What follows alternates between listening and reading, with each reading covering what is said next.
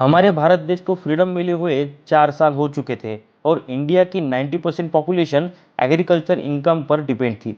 लेकिन एक ट्रेजेडी थी, इस 90% पॉपुलेशन के ज़्यादातर लोगों के पास खुद की ज़मीन नहीं थी। देश आज़ाद तो हो चुका था, लेकिन 90% लोग बाकी 10% लोगों के खेतों में गुलामी का जीवन जी रहे थे। ऐसे हालात में गांधी जी का शिष्य मसीहा बनकर आया और उसने जमींदार लोगों से कहा कि मैं तुम्हें प्यार से लूटने आया हूँ। तो हुआ ऐसे कि 1951 में तेलंगाना स्टेट के एक गांव में 40 दलित परिवार थे और उनकी मांग थी कि उनको 80 एकड़ जमीन मिले जिनसे वो उनका पेट भर सके। इस मांग को लेकर गांधी जी के शिष्य जमींदार लोगों से मिलने लगे, उनसे रिक्वेस्ट करने लगे कि इस बारे में वो कुछ मदद करे। एक मीटिंग बुलाई गई जिसमें गरीब से गरीब आदमी और अमीर से अमीर आदमी एक साथ बैठे और उन्होंने डिस्कशन शुरू किया। गांधी जी के शिष्य की बात टालना जमींदार लोगों को मुश्किल हुआ और उनकी बातें सुनकर वी रामचंद्र रेड्डी नाम के एक जमींदार ने इन 40 परिवारों के लिए 100 एकड़ जमीन दान कर दी और यहीं पे शुरू हुई the one and only Bhoodan movement. और ये क्रांति करने वाले महापुरुष थे आचार्य विनोबा भावे। और इसी दिन से विनोबा भावे ने देश की पदयात्रा शुरू की और देश के खेतिन फार्मर्स के लिए जमीन दान मांगना शुरू किया। हालांकि सब लोगों को ये बकवास लगता था। लोग कहते थे कि ऐसे कैसे कोई जान से प्यारी जमीन दान दे देगा। दिल के बड़े होने वाले लाखों जमींदारों ने अपनी जमीन गरीब किसानों को दान दे दी। विनोबा जी देश के कैपिटलिस्ट से मिलते रहे। वो उन अमीर लोगों को कहते थे कि मैं तुम्हें प्यार से लूटने आया हूँ।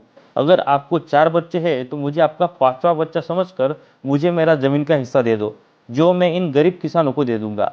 आप जानकर हैरान हो जाओगे कि विनोबा के कहने पर हैदराबाद के निजाम ने 14,000 एकड़, रंका के राजा ने 1 लाख एकड़ और रामगढ़ के राजा ने 2 लाख एकड़ जमीन का भूदान किया। ऐसा केस किया जा रहा था कि देश के खेती किसानों के लिए अप्रोक्सीमेटली 50 लाख एकड़ जमीन लगेगी और विनोबा जी ने बस 6 साल में 47 लाख एकड़ जमीन भूदान मूवमेंट से गरीबी को मिला दी।